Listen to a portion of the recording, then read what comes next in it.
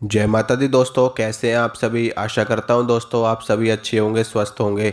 आज मैं आपको ये बताऊंगा कि अगर आप पंचाक्षरी मंत्र का जाप रात के 12 बजे, 11 बजे, 10 बजे, 1 बजे यानी कि रात के समय में आप करते हैं तो इससे कौन सी शक्ति जागृत होती है भगवान शंकर की, और आपको कौन कौन सी दिव्य शक्तियाँ प्राप्त होती हैं, और इस मंत्र का जप करने से आपके ऊपर क्या प्रभाव पड़ता है। देखिए दोस्तों, रात्रि का जो समय होता है वो सिद्धि का समय होता है, साधना का समय होता है और निशीत काल का समय होता है। ये जो समय होता है, इस समय पे बड़ी बड़ी शक्तियाँ और जो काली शक्तियाँ होती हैं, तामसी शक्तियाँ होती हैं, वो जागृत रहती हैं। रात के 12 बजे शमशान भी जागृत रहता है और तामसी शक्तियाँ, महाकाली शक्तियाँ और महातामसी शक्तियाँ भी जागृत रहती हैं, यानी कि भूत प्रेत जिन्न खबीस बेताल यक्षिणी योगिनी और भैरवी मसानी त्रिपुर सुंदरी, बड़ी बड़ी दिव्य शक्तियाँ जागृत रहती हैं। लेकिन ये जो समय होता है ये सिद्धि का बड़ा ही जबरदस्त समय होता है। इस समय और ब्रह्म मुहूर्त के समय की गई साधना कभी भी असफल होती ही नहीं है, चाहे वो किसी भी विधि से की गई हो या बिना विधि के की गई हो। मैं आपको गारंटी के साथ कह रहा हूँ दोस्तों, अगर आप रात के समय में जप करना शुरू कर दोगे ना, या फिर ब्रह्म मुहूर्त में जप करना शुरू कर दोगे, तो आपको वो शक्ति प्राप्त होगी जो आपने कभी सोची भी नहीं होगी। रात के 12 बजे इस ब्रह्मांड में एक अलग ही ऊर्जा रहती है, यानी कि जो शक्तियाँ होती है वो जागृत अवस्था में रहती हैं और एक केंद्रित रहती हैं। तो उससे क्या होगा, जब आप मंत्र का जाप करोगे सारी दुनिया शांत रहती है। तो ऐसे में देवी देवताओं से संपर्क करना बहुत ही सरल हो जाता है। आपने देखा होगा कि आप रात्रि काल में जब नेट चलाते हैं तो नेट बहुत ही ज़्यादा स्पीड में चलता है। डाउनलोडिंग की स्पीड अच्छी आती है, अपलोडिंग की स्पीड अच्छी आती है। और इसी प्रकार से रात्रि काल में जब आप मंत्र का जप करते हैं तो ब्रह्मांड में जो जितनी भी फालतू की तरंगे हैं, नेगेटिविटी पॉजिटिविटी, वो सभी शांत रहती है। और जब शांत वातावरण रहता है, शांत माहौल रहता है, वायुमंडल शांत रहता है, तो ऐसे समय में जब आप मंत्र का जप करते हैं तो आपके द्वारा छोड़ी गई तरंगे आपके इष्ट देवता तक तत्काल पहुंच जाती हैं, तुरंत पहुंच जाती है और वो तुरंत ही जागृत हो जाते हैं। आपने खुद देखा होगा कि रात्रि काल में कितना शांत वातावरण रहता है, कितना शांत माहौल रहता है। और उस समय जब आप कोई भी कार्य करते हो तो उस वो कार्य बहुत ही अच्छी तरीके से आपके लिए होता है। आपने देखा होगा कि जब आप रात्रि काल में पढ़ने के लिए बैठते हो या ब्रह्म मुहूर्त में उठ करके पढ़ने के लिए बैठते हो तो आपको बहुत जल्दी याद हो जाता है।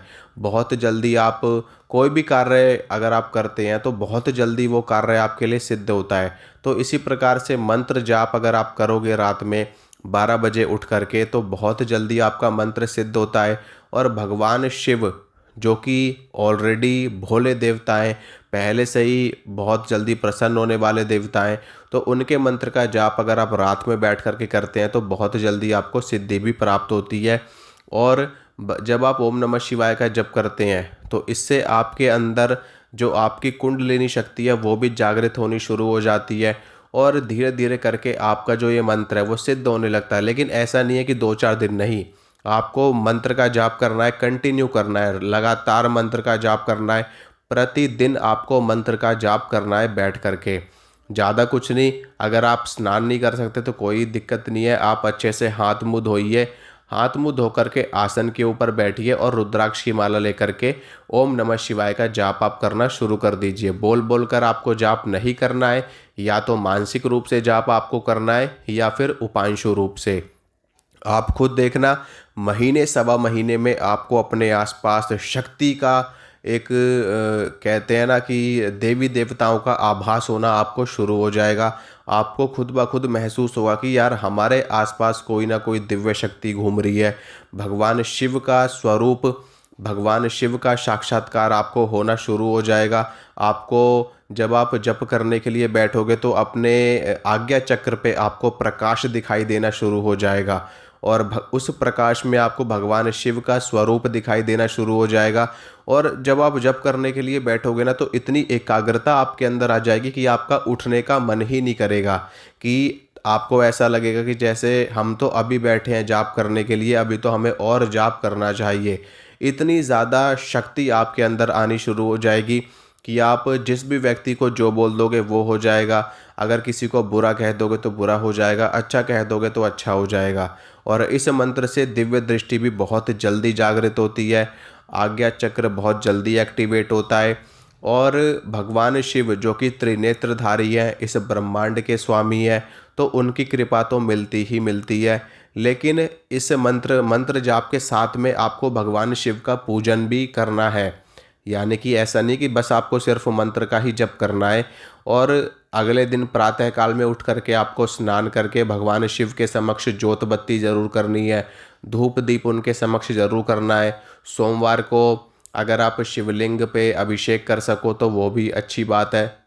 अगर आप नहीं कर सकते तो कोई दिक्कत वाली बात नहीं है, कम से कम सोमवार के सोमवार भगवान शिव को प्रसाद चढ़ाइए ताकि उनको भोग प्रसाद भी मिलता रहे और आपका मंत्र फलित होता रहे, आपका मंत्र सिद्ध होता रहे। देखिए दोस्तों, मंत्र का जप करने के साथ साथ में देवी देवताओं को ना भोग प्रसाद भी देना पड़ता है, क्योंकि कोई भी शक्ति खाली पेट कार्य नहीं करती है।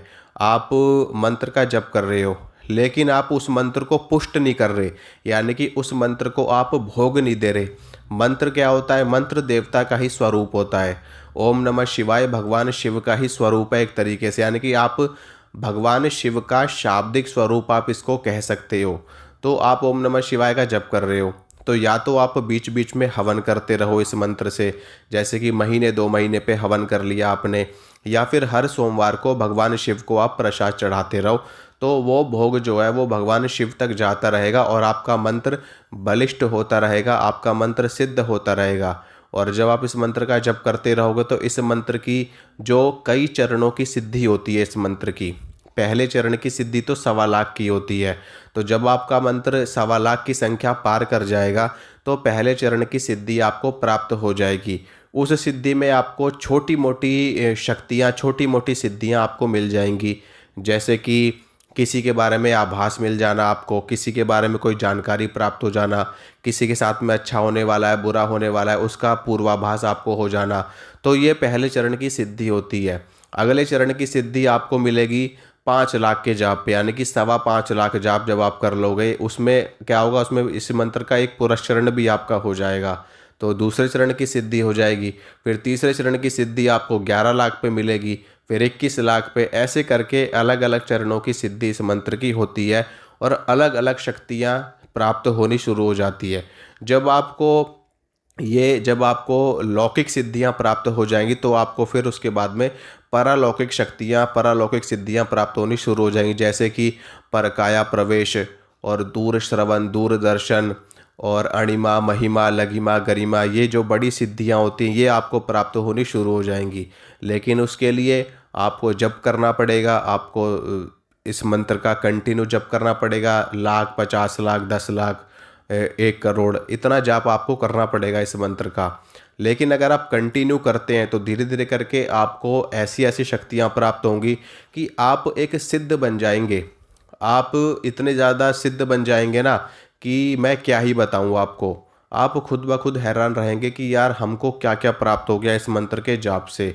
अपने अंदर, आपके अंदर जो ये मोह माया ये सब चीज़ें घुसी हुई है ना, ये सब खत्म हो जाएंगी और आपके अंदर वैराग्य जागृत होना शुरू हो जाएगा और आपको बड़ी बड़ी शक्तियाँ, सिद्धियाँ आपको इस मंत्र से प्राप्त होनी शुरू हो जाएंगी। तो इसी के साथ मैं इजाज़त चाहता हूँ। आशा करता हूँ दोस्तों जो जानकारी मैंने आपको दी आपको अच्छी लगी होगी, पसंद आई होगी। अगर आप चैनल पे नए हैं तो चैनल को सब्सक्राइब कर लेना, वीडियो को लाइक करना, शेयर करना। मिलूंगा आप सभी से अगली वीडियो में। जय माता रानी की।